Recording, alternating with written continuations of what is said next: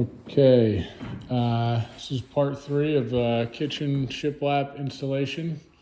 As explained in the last 2 videos, we're going vertical on the side walls and then vertical here, and that vertical line is going to connect straight over to the other side of the kitchen. Countertops there, shiplap's going to die down to the top of the countertops. I'm laying out the ceiling now. I'm realizing that it's going to be way easier to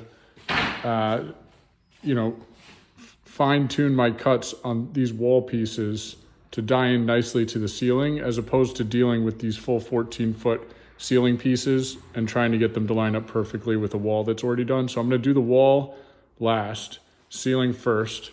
I've got a block in place with a little gap on top, so I can slide that end of the board in there, hold the board for me while I nail the top.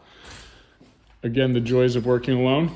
And I'm lining up the laser right now to kind of an arbitrary point, just kind of where I ended up is 10 1/8 inches off the wall.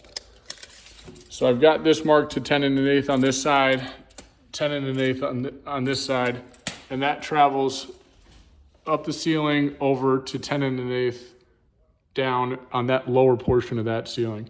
It might be wider up there. The real goal here is to make sure that these lines, when you're looking at them, look straight and clean to anyone who walks into the room. So this first piece here, I'm gonna have to scribe to these boards, and my goal is to make sure that wherever that board ends up, so the pieces are about 5.5 inches. Let's say I scribe it down to 4 3/4.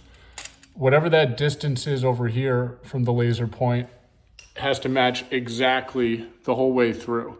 So the thickness of the first board might change. It might have a wavy line when you're up close and you're looking at it from this angle, but it'll be equidistant from the laser the whole way through.